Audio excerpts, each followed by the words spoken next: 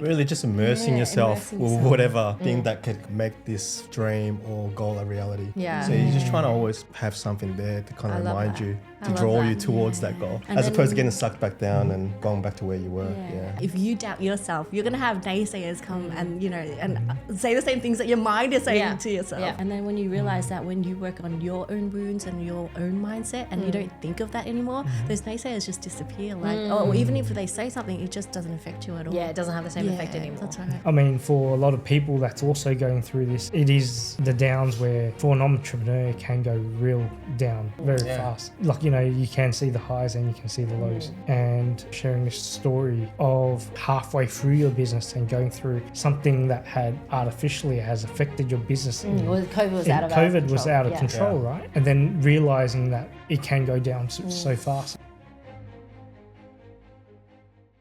Hey everyone, welcome back to another episode of Elevate with Vic and Jules. So we've created this podcast to showcase our journey through entrepreneurship, as well as having multiple businesses, 2 kids under 3, and all of the raw stories behind it. Now that we've done one season of just us on the microphone, we've decided to invite some friends to season 2 who are all incredible entrepreneurs, and they will be joining us on the couch to share their journey and their learnings along the way. And we think you're going to love it. So if you like what you're hearing, make sure that you like us, follow us, as well as share us to your friends and family so we can continue to grow and do what we do. Thanks everyone. Hey everyone, it's Julia. And Victor. And we are so excited to have our good friends, long-term friends, John and Caroline from JCAU Events in the studio with us today for another episode of Elevate with Vic and Jules.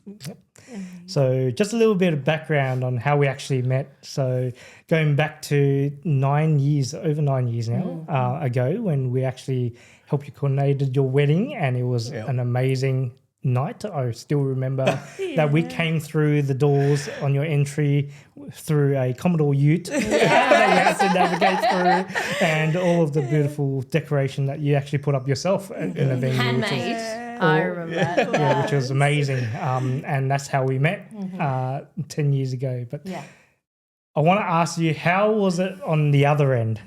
You know, where you guys were planning your wedding at the time, and how did you feel having us on board, and how did, I guess, this idea of business started at the same time? Absolutely. We loved having you guys Yeah, for our wedding. it was amazing. Of course, and thank you so much for everything. But I think when we were planning our wedding, we had like lots of ideas, lots of entertainment and everything like that. And so we were like, oh, we need someone to just help us coordinate all this. Like, there's kind so of much got out of going hand on. a bit. And then obviously, as soon as we met you guys, we were like, oh, they're the ones. Like, they've got the energy, like the vibes, like everything for it. And nothing was just too much, like you just handled everything. I think we're just stacking the plate, like more stuff in there, and it was a jam-packed night. It was a jam-packed night, but like you guys handled everything so smoothly, and every time we met up with you guys, we're like, oh, it was like a relief, like just the weight off our shoulders.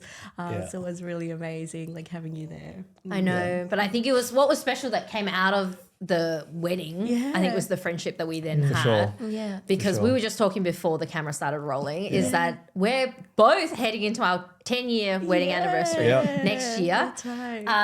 And the special part to this is that we both got married at the same place. Like the venue was exactly the same. Exactly, And we were like literally roughly a month apart from each other. And when you say you were vibing with us, I think we definitely were vibing with you guys as well. Like such young, talented couple. Like I remember, Caroline, you made your wedding dress. Yes, I did. You had that creative flair all those years ago to make your beautiful wedding dress. Yeah. And then obviously all the beautiful centerpieces. And clearly you guys were really in sync in the look and feel of the wedding. Can I ask, was that the spark of what is now, your successful business? Absolutely, yeah. Absolutely. I think when we first did it back then, I was making dresses and I wanted to start like a wedding dress sort of like business. But then it just evolved from our wedding. Like We thought, we'll have fun with this wedding. Styling wasn't really a thing at the time too. And then we just thought, let's have fun. And John was in like interior fit outs and everything like that. And we're both designers. Like, let's make it a craft project. And then when we decorated everything, all our guests were like blown away. They're like, this is like the most amazing wedding. Yeah, and then from there, everyone started asking us to come help out and create their weddings. So we did here and there. And they were like, oh, you guys are born for this. Like, you should start a business. And they were like, oh, we love this so much. It was so rewarding. So why not? Really enjoyed it. So it was a no-brainer for us. Like, just working together as well. Surprisingly, it was actually really fun. So yeah, we continued with it. Yeah, 10 years on, still having fun. So much like yourselves, you know, we started the business and gone through challenges and grown heaps from it. And, it's been a fantastic journey. Yeah. When I was going to ask, like, how was it for you starting out as a couple? And you know, going through the business realm, and what were some of the initial challenges that you're willing to share with the audience? So getting into it for me was kind of easy because I was working construction and I was spending like 6-7 days on site. I hardly saw Caroline, so it was refreshing to just do business together. Like I think one of the main challenges was obviously finding separate roles, like being in charge of one thing and John being in charge of another, and that way we don't step on each other's feet kind of thing. But another thing was just leaving our jobs in the first place. That was a huge challenge because I was 8 months pregnant at the time, and then I was like, after giving birth I'm just not going to go back to work, you know, and just continue on with the business. And John's like, oh, I'm leaving too. I'm like, a kid on the way. Like, what am I going to do?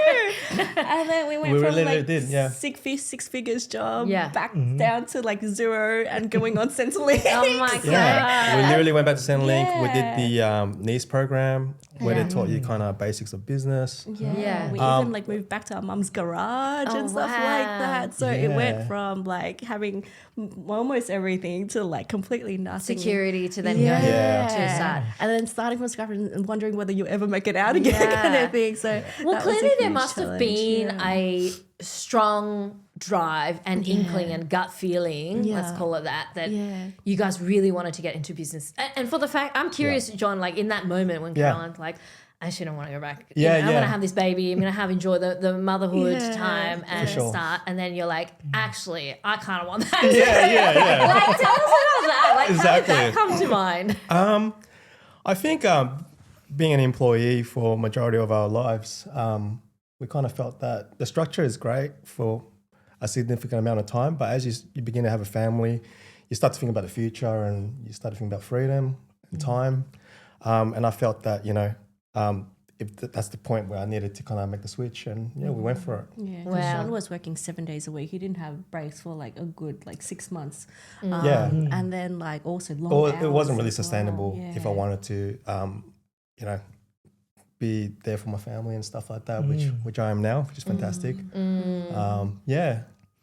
I mean, what are some of the thoughts of risk? Because obviously it's a big risk now. For sure. You're having a child along the way and then you're quitting your high-paying job to then go into business where you are starting from zero again. So what are some of your thoughts processing in the risk side of things? I think being high achievers ourselves, we've always excelled in whatever we did.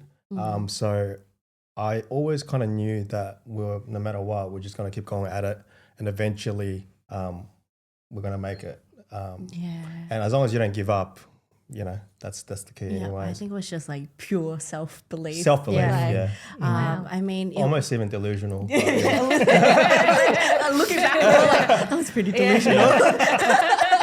But no, I think it was just like that pure belief that, you know, no matter what, you're going to have to make it. And it's also that pressure of having kids and stuff like that. You know, you have to, like, it's a must. Like, there's no other option. Like, there's a lot of pressure, absolutely. Like, even from family, you know, so-called friends, people expecting you, you know, to succeed, or potentially you may fail.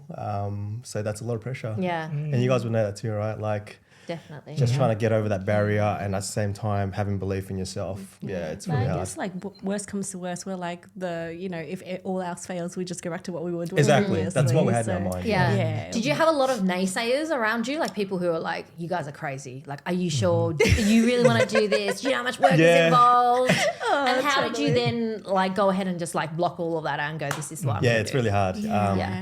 I think like majority of it was actually like family. Like obviously they care about you so much. They like, you got a wonderful job. Like why would you leave? Yeah. Like, you got all this stability, and you worked hard for it and everything. But then it's like, you know you the most and you know what you want, and that stability, although it's there, it doesn't bring you a spark, it doesn't bring you life. You're not loving what you do. So it's sort of like I choose what other people say or I choose me kind of thing. And then when you do that, it's like everything else evolves. And I feel like your surrounding environment is basically just a mirror of you. So like if you doubt yourself, you're going to have naysayers come and, you know, and say the same things that your mind is saying to yourself.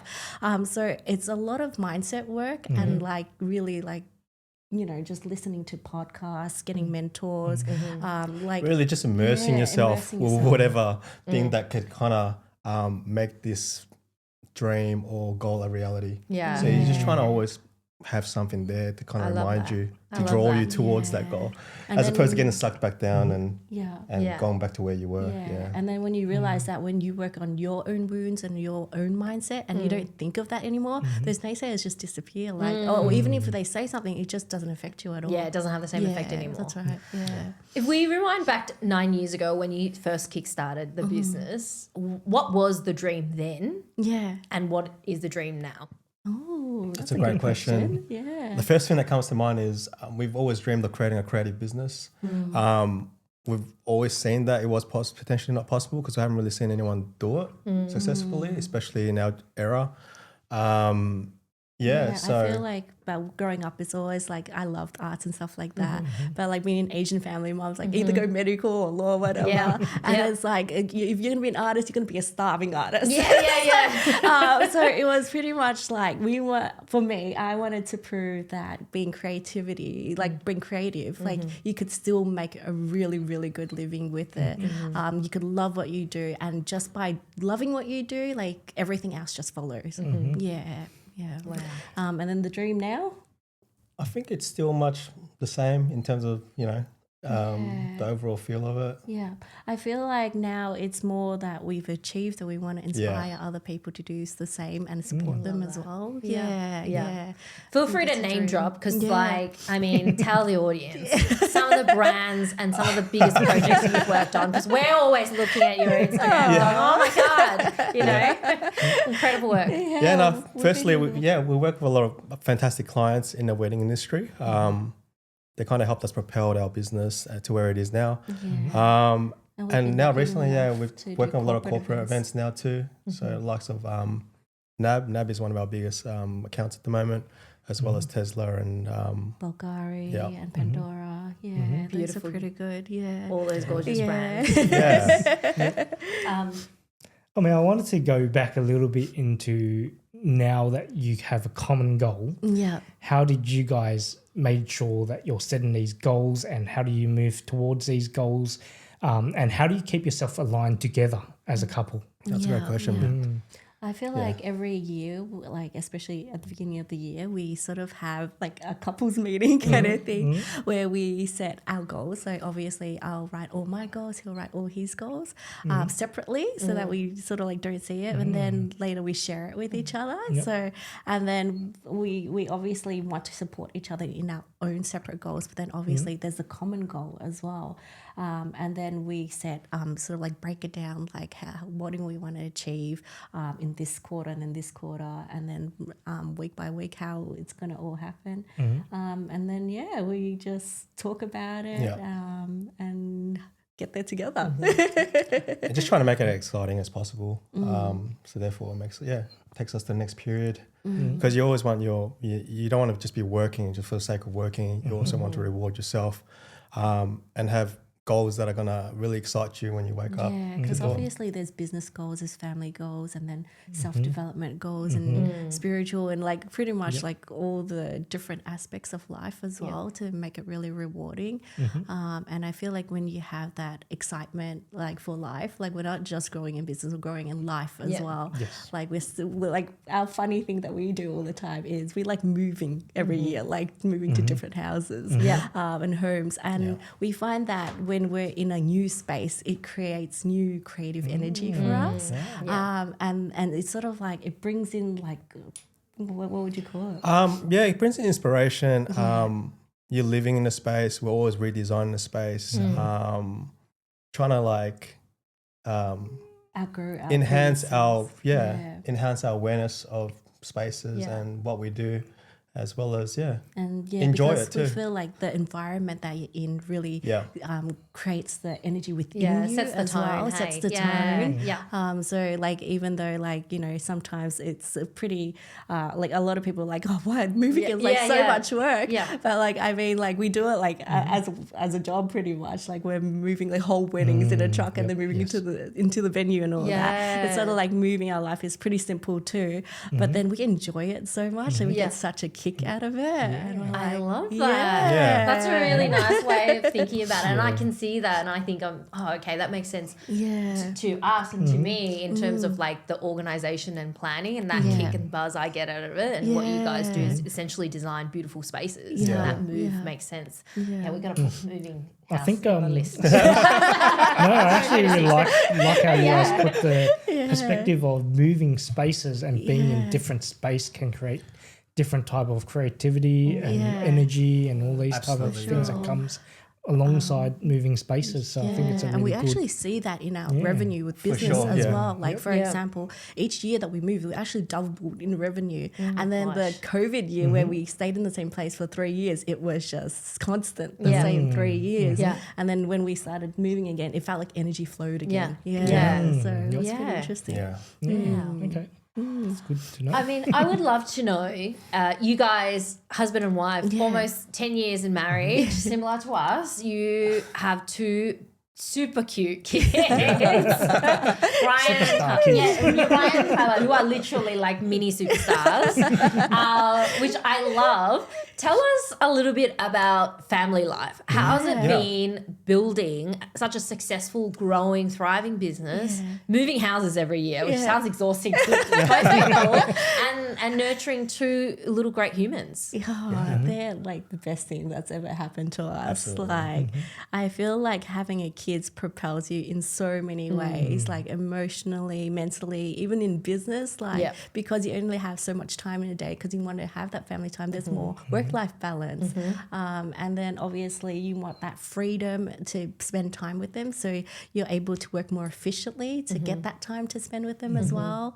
They're great catalysts. I mean, they're fantastic too, but they're great catalysts for business as well because, they force you to kind of implement things in your business to kind of take you out of it in a sense. Give you more time. And actually, like Caroline was saying, be more efficient at what you're doing. And we're also proud of them as well. Like I feel like it's not even them, we're teaching them anything. It feels like they're teaching us a lot of the things. Like anything that comes up, it's just like it feels like a reflection or your childhood wounds or anything like that comes up, and you're like, oh wow, I need to work on myself for me to be able to spend sort of like be able to interact and connect with them, and also like be a good role model and everything like that. Like this year, our son, he moved schools and everything like that. And then it was like now that it's the end of the year and he's finished school, we're like, oh, Ryan, could you sum up your year for us? And he was like, oh, at the start of the year, it was really challenging moving schools. Like I didn't have any friends or anything like that. And it took me a while to make, my first friend and everything like that. And then after that first friend introduced me to another one. And now like, I'm like the most popular kid in school. And then John's like, wow, man, like, how do you do it? Like, Teach me. I wasn't that popular. And then like what he said, like although it seems like a generic thing, but because it came from a kid, it sounds really pure. And he was just like, Dad, you just got to be yourself. And I'm like, oh, like, wow, like that's so strong. Like I don't know why, like you hear it all the time, but when you hear it from a kid and it's just so pure and they really mean it, and it's not like they've heard it from elsewhere. It's just like, oh wow, you really just got to believe in you and be you, and everyone will love you for being you. I love that so much. And it's so true how much, although our kids are slightly younger than yours, but how much they're teaching us about our personality and our habits and our, I think, self-belief and the things that you do just growing up because you're used to it, all the Yeah. things that you're lacking as well, that you're like, hey, I'm really identifying and seeing it through my kids, or Yeah. wanting to give them the best opportunity or lifestyle, you know, compared to what we have had to go through as refugee kids. Definitely, So- when you mentioned that catalyst, Yeah. it is one of those I things love where that. we also noticed like, wow, some of these goals that we need to meet was previously probably 5 years time. Now Yeah. we have to achieve them in 1 year. How does that work? Yeah. And we just make it happen because when Yeah. we're talking about catalysts, it Yeah. does. Yeah. We always tell into your people life, like for sure. having baby Jesslyn 3 years ago was like the acceleration Yeah, that we needed. definitely. Yeah. And it's Yeah. amazing how that can change your life. Yeah. I know you mentioned work-life balance and like putting down places and systems to, I guess, help achieve that. Yeah. Tell us a little bit more about some of the practical things that you have done where you're like, okay, John and Caroline, we're going to do this to make sure that we do have time. Because we know working in events, it's like long days, you know, early mornings, bumping in at weekends, get taken up, the weddings and things like sure. that. How have you guys worked towards that work-life balance life? Yeah. That's a good question. I feel like it goes into every small sort of like process. Every little item needs a process basically.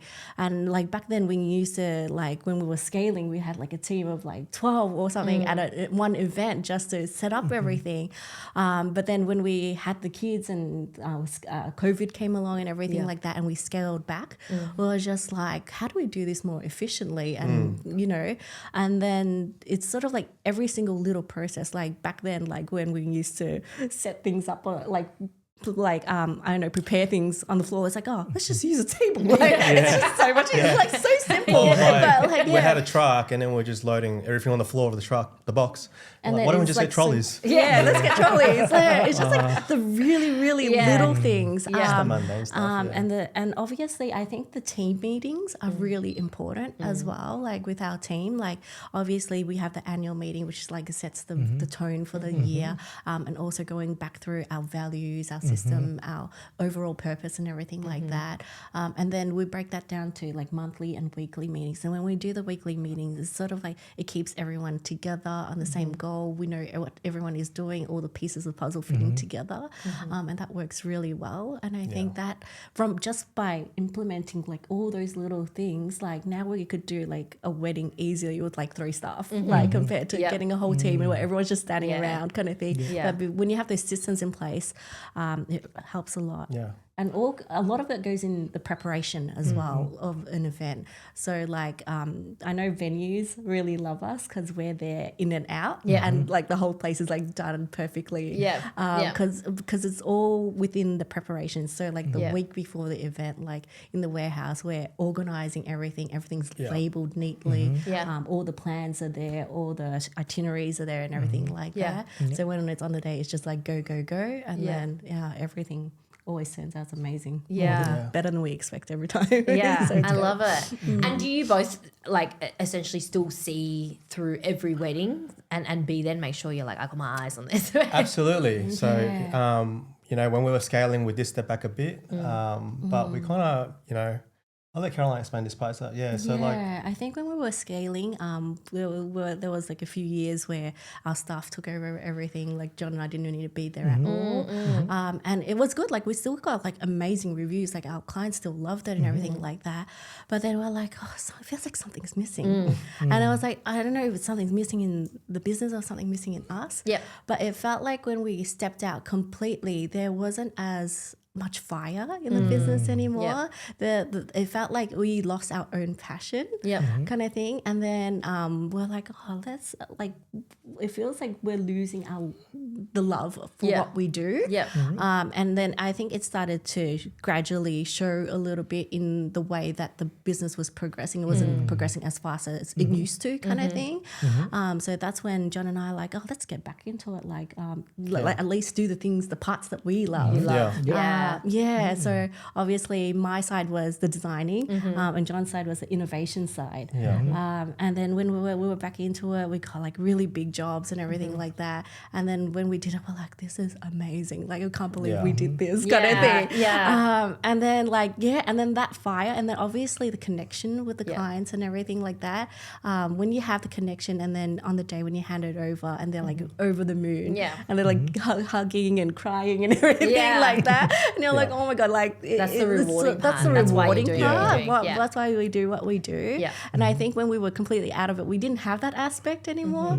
And then so I think that's when. So yeah, we realized that that's what we actually enjoy. I love that. And we got back into it, and now we pretty much enjoy all the moments we spend with our clients from the beginning of the journey all the way to the delivery, and we personally hand it over to them as well. Yeah, I love that. Yeah. And I think that's the beauty of it, right? Success in a business doesn't mean that you need to have a team of 50, 100, 1,000 or whatever, you know, and it's you need to kind of go through that journey Yeah, of where you're absolutely. scaling, you had a big team and you're more removed and Yeah. realizing that actually like your creative's that hard. I know Yeah. you like to get physical and build things. And so you kind of want to be back in that space and sure. that is what drives your energy. And that's so good that you guys had that realization as well. So that's incredible. Yeah. Yeah. 100% when we're looking at this dynamics, and a lot of there's so many ways a business can go, like, you know, when we're talking about that scaling, removing yourself is one of these goals that maybe people would have. And this is interesting where it's like, well, my fire is in the business and this is what I want to enjoy.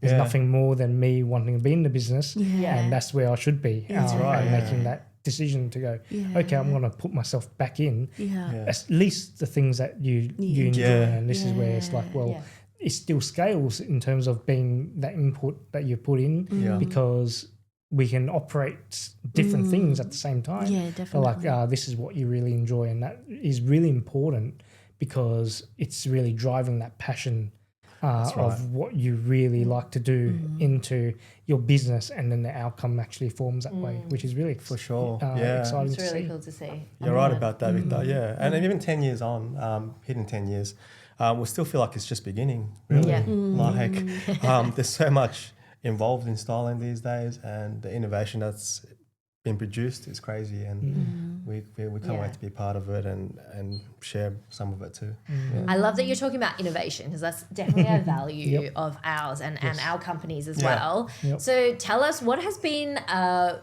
really interesting innovation that you've introduced to event styling in recent days or years? Yeah. I think coming from art and design backgrounds, we like to play around with different elements of textures and now materials. We're very into lighting design at the moment. I'm very into that.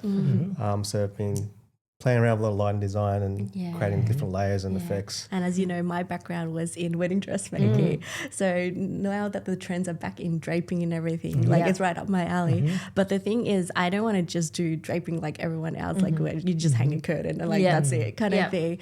So we want to take it up a notch by combining John's structural sort of like knowledge and then my sort of like fabric and flow kind of thing. So we've been creating a lot of fabric structures. And then that has the lighting in it and it glows and everything like that. And we just introduced that recently in our corporate events. And it was a real hit. Like, wow, that looks epic. Like, it looks like way better than we thought it would too. I love that. So it's been pretty cool. Yeah, I think I know exactly what you're talking about because I feel like Yeah. I recently saw, was it one of the wedding pieces with a beautiful backdrop that you had a frame and drapes across it and then it was like backlight or something like that, right? It looked really, That's really right. beautiful. Yeah. Or even recently for a corporate one, we created like a centerpiece that was made out of steel mesh and sculpting it and everything. It's pretty much art, you know. So I think we're leaning more towards that now as opposed to just stuff that looks good. And the typical like out of the box that you can exactly. That's right. I love that. And where do you draw your creative inspiration from then? Pretty much from everyday life. From everything, From everything, from architecture to fashion to food even. Even just things that you see and, you know, you say, oh, that looks good. And why is it, what makes that look good is probably the angle of it or the composition of it. You just draw inspiration from everything. But then what we'll do is just save those things, take photos, save it. And then eventually you have a collection of these things that you like. And every time you look at it, you're like, okay, cool. So let's try to use this aspect, that aspect. And combine it. And just trying to break it down. What's the framework that people use to kind of make things look good that you admire? I love that. and then I'm going to follow up with this question because I'm curious. Is, you know, it's all very well when you guys are truly creative and you can like look at something and go, that looks really nice, and I've got an idea and I know how to like deconstruct to construct it. Yeah. And then you bring in a client or a wedding couple and they're like, no, we want this, you know, or like we want that particular thing. Like how do you work with a client to draw out what it is that they're imagining in their head, but also allowing yourselves to have that creative flair as well? That's a signature like JCAU experience. Yeah. I think like it all starts off from the very initial consultation. Like obviously there's clients that are for us and clients who are not for us. Like obviously there's ones where they just like they've seen stuff off the shelf and they're just like, oh, we just want that the other person's already done, already has. I'm like, oh, if you really like that, maybe it's better if you guys just go with that company because they already have it. But for us, like if you're coming to us, it's all about design and creating something unique. It's like a very couture sort of like design process. And it's sort of like trusting the process as well and trusting us. I agree, and giving us that freedom to create for you. But yeah, when they have the ideas, we love ideas though. We're like, don't take us wrong. Like we love getting inspiration from the clients and everything like that. But there needs to be that vibe and that understanding and that trust as well. And then obviously we also have our team of artists where we could mock it up on digitally as well. So like we would create different versions of that idea. So if they come up with like, oh, you know, I want this fabric sculpture with this flower or something like that, we would create like 4 different design versions of that. And then basically they're like, oh, I really like that. And then they're like, oh, can we also add this or change the color? And then that's how we sort of like create it to be more personalized. It is important for us that the couple or the client actually still gets their idea out to us. But we'll just look at it from our perspective and try to enhance it and put our flair into it to kind of make it even better and enhance it. So it is important because that's the way they're going to actually really like the design that's theirs, but just in an elevated type of way. So that's where the JCAU signature comes from. So it ends up being really unique. And then when they see it on the day, they're like, I've seen the sketches and they were amazing. But this is like epic. This is like mind blowing. This exceeds like everything that you guys have already shown us that you could do. And the results are always amazing. So do you have a favorite event? Like I know it's like asking picking a child. Great events. But I think one of our favorites would have been like a 60th birthday that we did with that Crazy Rich Asian thing. We know this one. It's about age. We want that party. I think because for the longest time when John thinks of like his dream wedding or something, he's like, oh, I really like the Oriental look. And it hasn't been done like in a modern way and everything like that.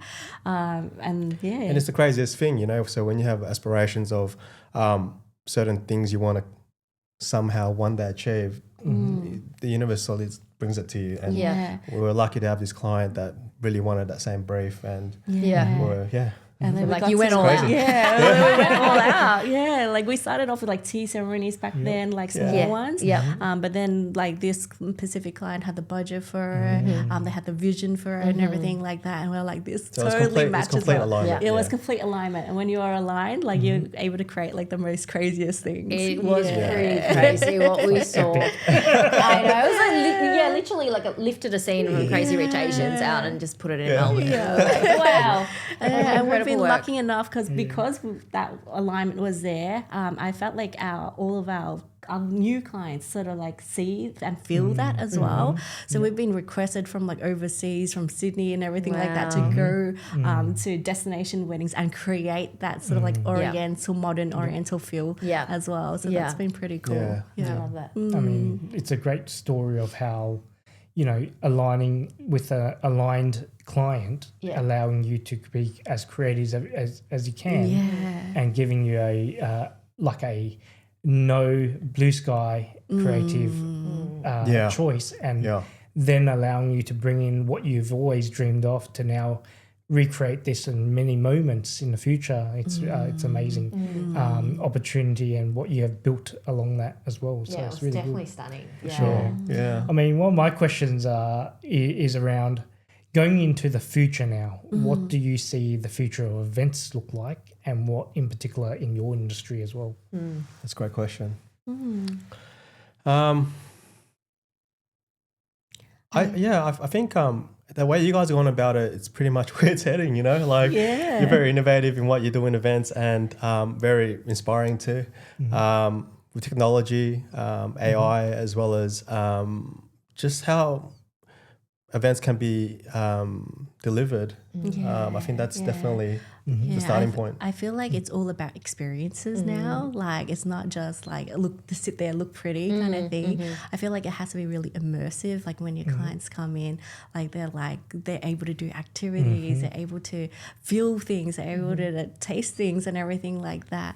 I feel like even the process of creating your design, that's changed. That would be changing as well. You know, with everything being streamlined that we're seeing right now, it just makes everyone's experience so much more smoother. And I feel like as John said, like the client journey throughout, like it's not just like, oh, here's our showroom, here's what we have, just pick and choose what you want anymore. It's all very customized, very, very personalized, and it's sort of like the design process. It might like they're showing us photos that's not even event related. It might be like an architectural like picture. It might be like a texture or something like that, or this. It might be just a color or something like that, and then from there we blend things and everything like that and create art from it. And it's not just like off the shelf anymore. It's very custom. And with technology, we're able to kind of convey and show them the images and the designs so much more clearly.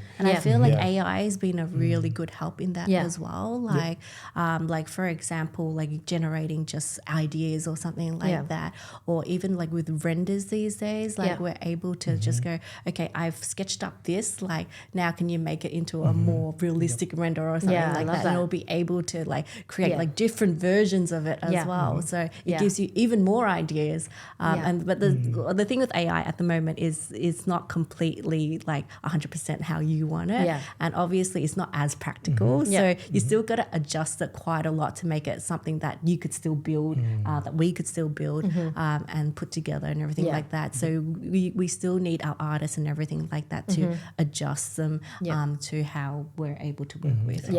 So you're kind of using AI as a like an idea generation or like a baseline for you to kind of build on. More so to convey our ideas. It's pretty much a translator of what we're thinking to kind of communicate it to the client. And it's definitely one of the tools that we use. Great. I love that. I find it really in sync in terms of businesses how we like look at, and this goes back to one of your comments earlier in terms of how you find efficiencies, right? It's like, used to dump a simple process change of putting things on a table and putting things into a trolley can make a big difference in your operation efficiencies.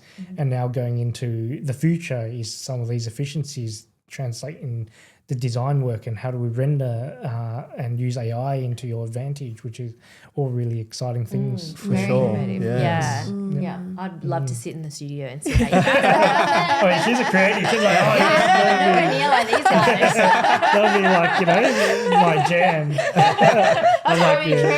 Someone talk about numbers in this room. Exactly.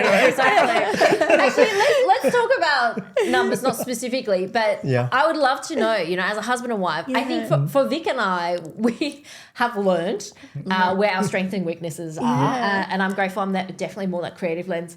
Vic's more analytical in the numbers. You guys are both very creative, respectfully, in your own kind of role. Tell us what are your like identified like couple superpower and what has been like the couple part where you're like, oh shit, we need to work on this. We don't like sharing. I think starting off, we complement each other very well. I have weaknesses definitely, and she does sometimes. Good answer. That's what 10 years of marriage teaches you. We just complement each other and just cover each other's backs. Just go each other's backs. I think like in our business wise, like I'm in charge of the design in terms of client designs and everything like that, and John is more so schedules, timing, logistics, as well as project management. Project management. as well as business development as well. So Yeah. But then our creativity together is the creativity for the business itself. Yeah, Like I love that. the overall vision, like where are we heading? What do we want to do? Like that vision, that creative vision, that's together. But obviously in the minute sort of like details, then I do the sort of like the sketches and everything like that. And John creates it and comes pretty much keep it running, Yeah, I love that. Yeah. And then how do you handle conflict or differences? Yeah, that's a good question. Take some notes. Yeah, we learned early on. Obviously, in the start of the business, you're always gonna, step on each other's toes. Everyone has their opinions of how they think would work best, or whatever you're working on. But we begin to learn that we generally have a space where we just put our ideas out. We don't really try to push our ideas. We just put it on the table and then have each other's opinions laid out, and then we decide from there what's the most pros logical. and cons of each one. We don't get too emotional about it. We just get what's the most logical thing to get this goal completed. And I think like one of the main things is chunking up. So sort of like just saying, what is the purpose of this? Like saying like for example, it would be a small problem or something like, what's the main goal of this? What's the purpose of it? And sort of like which solution leads us to that purpose, like in a fastest, most efficient way. Yeah, being really pragmatic about it. I like that. I like that. I think we do something similar too. You got to take the emotion side of it. Yeah, you have to learn that when to put emotions in and when to take emotions out at times. It is a skill when you're working with your life partner as well as business partner. Absolutely. You have to learn very early on. But how smooth does everything progresses when you guys are aligned? Definitely. It's 10 times faster, right? Yeah. So 100%. But on a side note, like outside of business, it's also really good to have that couple time, because being a couple, like it's so easy to just talk about business all the time with each other, and you're like more like business partners rather than romantic partners. So it's really good to have sort of like scheduled sort of like lifestyle stuff together like, that you do as a couple. Yeah. So like we try to do like date night like once a fortnight or something like Cute. that. Yeah. And we take turns like planning the date, so it still has that spark. So it's just like cute. John creates like a surprise for one date, and the next one I try to organize something. Yeah. Who's got the next date planned? I think I do. I love that. And then like every like 3 months we try to schedule like a retreat away together or something like that, so that we could just the kids as well. with the kids and everything like that, so we could just release everything and unwind and feel relaxed again and get our energy and mojo back. Because it's really easy to burn out when you're doing business. It really is, yeah. The highs and lows of business, right? I like that. Talking about the the burnout, and also, I mean, I want to go through the recharging the battery side of things. Apart from you guys going on retreats, are there separate things that you guys do, and in terms of activities and to get your energy back? Like for us, the good thing about moving to the city recently is we have like a health and wellness center downstairs, and it's not just physical health, it's like a lot of emotional and spiritual health as well. So it has like a lot of our meditations and everything like that, and guided sort of like yoga and Pilates and everything like that too. It's super cool, and we were just so busy and always putting that in the back seat, and Our so health was always in the so front now we made it more convenient, and we just explained to you earlier, simplified. So those things, health is really important, and taking time off from work, because the realities of owning a business and being an entrepreneur is that it's not always just what you see. Like in Instagram, people post all the best moments and success and everything. There are times when it's like you get burnout and no one's actually really there to help you.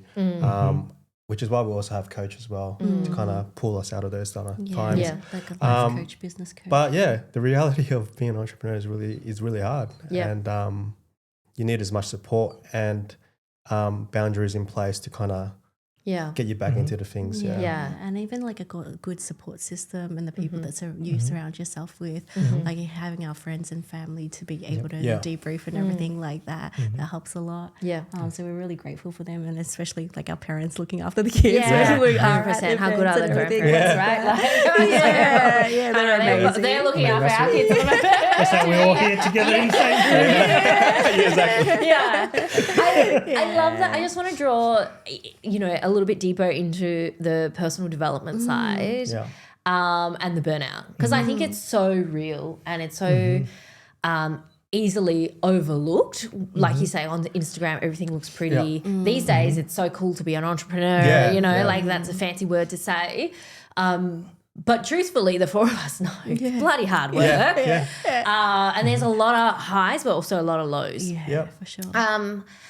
Tell us if you are comfortable in sharing a moment where it was low and it was very challenging for both of you in life and in business. And tell us, when did you start to lean in on the coaching more, or like seeking for help and getting into personal development? Yeah, I can think of 2 times when we first began. When we first began, and halfway through. we were probably like we're in early 20s. That's when we first heard of personal development and coaching and everything like that. And then when we learned about like NLP, about your mind and your mindset and everything, that's actually what got us into the business in the first place. Right. The business mindset, like having your freedom and everything like that. So that was amazing. But then we sort of like had a gap in between whilst we were building the business, and until we hit a big struggle, that's when we're like, okay, we need this full time kind of thing. And that was during COVID.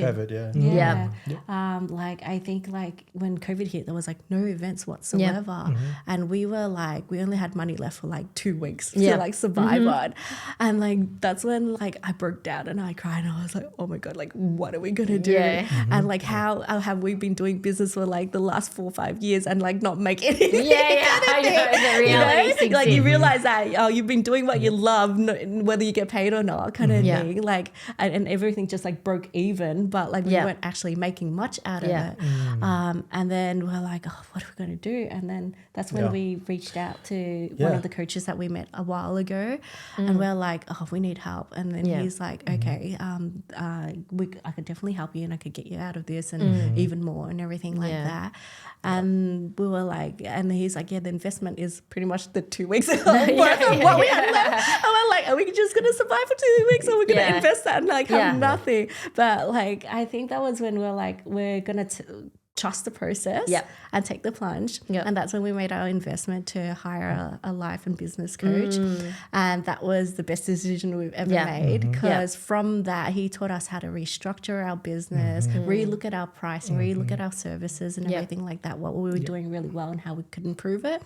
And during those COVID years, even though we were supposed to make nothing, like we were able to double our revenue and everything like that. And then I think the key factor is it doesn't have to just be a coach. I mean, we were seeking help from, we haven't had family that were in business that were nice enough to call us, just make sure everything was okay. But it's really your responsibility as well, you know what I mean? So we did like watch YouTube, listen to audiobooks nonstop and just trying to find the answers to your struggles at the time. And all of those things holistically combined helped. And And I feel like it wasn't just like focusing on the business side as well, because emotionally and physically we were really down low. Like that time I went through a miscarriage as well, so I went through depression and everything like that. So it was really, really tough. And I think it wasn't just working on like, restructure the business like this and that. It also had to do a lot with exploring yourself,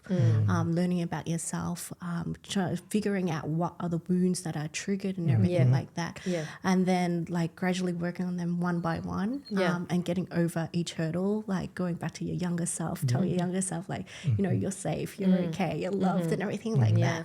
And then,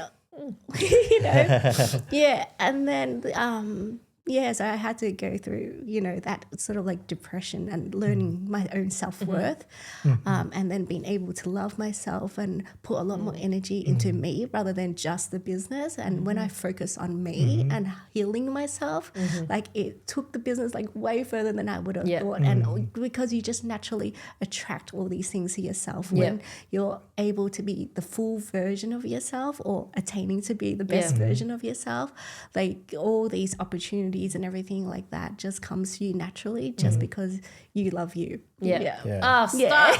I want to thank you for sharing that. It's just such a I mean, for a lot of people that's also going through this, and hopefully this podcast can help, right? Yeah. Because like it is the downs where for an entrepreneur it can go real down very fast. Yeah. Like, you know, you can see the highs and you can see the lows.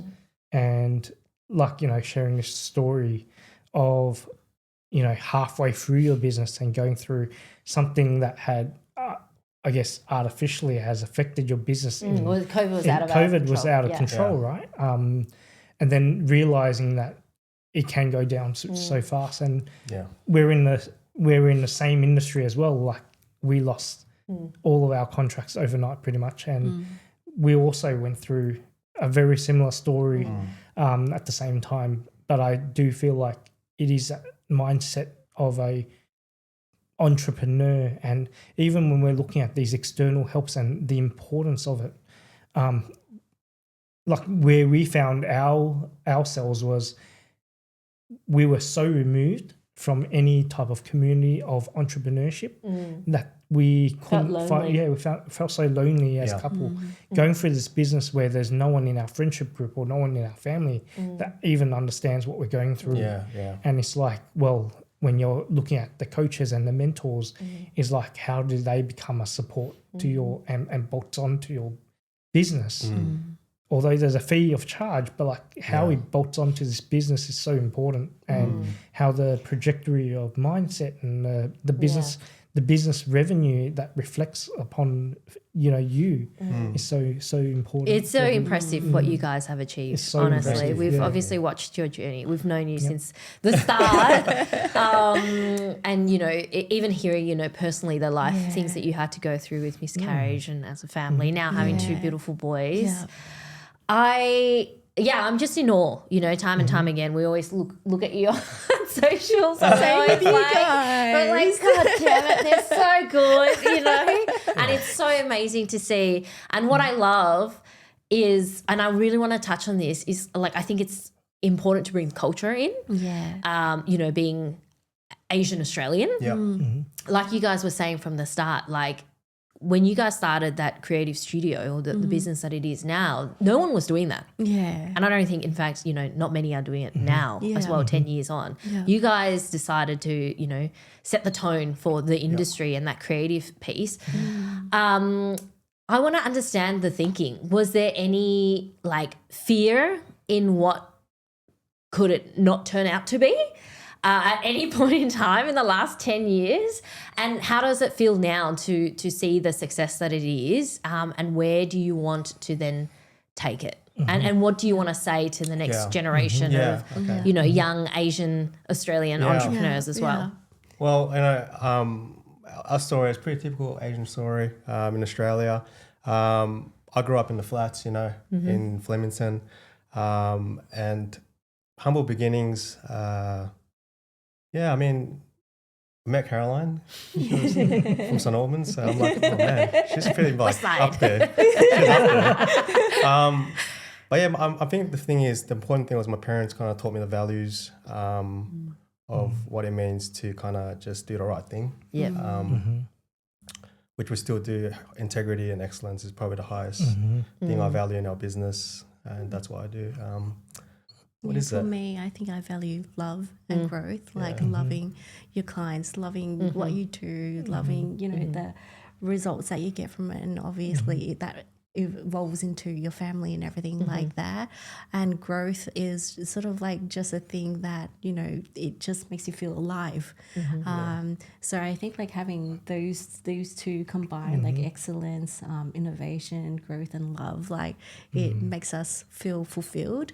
And as you mentioned with the fear, I to be honest, I don't think the fear ever goes away. Like, I mean, like, because when you hit one stage, there's new learnings and new goals. And so you have a new set of fears. And it's sort of like, it's just an ever developing sort of like journey. And the thing is you just got to have courage and just face the fear head on and do it anyway. Because you only learn with momentum. I think for us, we just wanted to, overall, we just want to have freedom, want to have a good life financially as well. Not only just for ourselves, but, you know, we thought about our kids.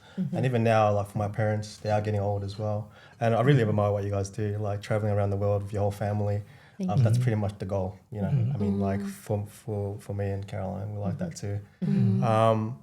And just doing the right thing, doing the thing you love while being able to support your family while you're doing it. I think that's that's probably the main message that we want to put out to new entrepreneurs out there, or anyone thinking of starting a business. It's a really fun journey. Like, despite all the ups and downs and all the challenges, like, you grow personally. Like, you grow so much, and you don't even realize how much you can grow until you're on that journey. And every challenge that you go through, just know that you could surpass it. Like, more challenges are still going to come up, but every challenge that comes up, you learn from it, and you're even better because of it. And rather than saying like, oh, why is this happening and to me, it's like, how is it happening for me? And from there, every time something hits us, we're like, we're gonna make it through, like, and we're gonna be like even stronger coming out the other side. That's exactly what we're like. We're looking at each other like, we're like, that's what we say. we're talking about synergies. We gotta practice more. I know. I think it's very much universal. I think it's very much universal, and hence that's kind of why it's just good to reach out, ask for support, and hang out with you guys, and we all go through the same things. And Final question. So I think we could talk for hours. We can talk for hours. This podcast will be like 10 hours. Just getting started. I know. We need to get you guys to come back and do a part 2 or part 3. But a final question, and I know you guys spoke a lot about your values and what, both intrinsically you guys lean in towards. Excellence, growth. If you could share one piece of advice for whether the person on the other side listening is a couple like us or an individual getting into business or midway through business, in the sense of like achieving excellence and achieving growth, what could be a practical advice that you can give them today? You want to go first? Yeah, I'll go first. I think firstly, just don't worry about what people think about what you're going to do. If you feel it inside yourself that that's your calling, just go for it. Start wherever you can start. Be resourceful. You don't need like money, or you don't need certain things to stop you from starting. Being resourceful is probably the main thing. And then people around you, you come and meet people around you, and they'll see that what you're doing, and they'll remind themselves of themselves. So people are willing to help. And if you don't give up, like I said earlier, you eventually get there. And it'll be totally worth it. And you wish you would have started earlier. Yeah. I think for me, the main thing is, as cliche as it sounds, is love what you do and do what you love. But it's like a lot of young entrepreneurs, when they're starting out, they're like, oh, what kind of business makes me the most money? Like, how can I get there the fastest way and everything like that? And I'm just like, even though you choose something random off the shelf, it's like, if you have no passion and no love for it, it's not going to go far. So it's sort of like, choose something that you're really passionate about. Like, although like, finding out what you're passionate about might be hard, but it's momentum. Like, just start with the next best thing that feels closest to it, and choose that. And if you're doing it and you feel happy and you feel like, oh, I really love this, keep going. If not, change direction. But I feel like the wealth, the fame, whatever it is that you're after, that all follows by doing what you love and putting your heart into everything that you do. The wealth and fame can't be the driving factor. Exactly. I love that. And I love how you guys ended this with the values piece, because I feel like a lot of people in terms of entrepreneurs are still trying to find that value piece. So maybe finding this a little bit earlier in your journey can help propel what you're trying to build with a bit more alignment with your clients, with the people that you're attracting in terms of talent and everything. So the value piece is really important to just discover first what they are and move into business with those values. Should got a final question. So what are we all doing for our 10-year wedding anniversary? Let's do it. We'll plan it. You guys silent. And then vice versa. I love it. John and Caroline, thank you so so much for joining us and saying yes straight away. We really, really appreciate it. We appreciate our friendship. Watching you guys grow and scale your business has been phenomenal. And like, same with you guys too. You know, such wisdom that you've just shared in the last hour. We have to get you back for a second part to this because we can keep talking. But for now, thank you so much, and we can't wait to see where 2026 takes you guys. Amazing. Same with you guys. Thank you. All right. Thanks for having us. See you, everyone.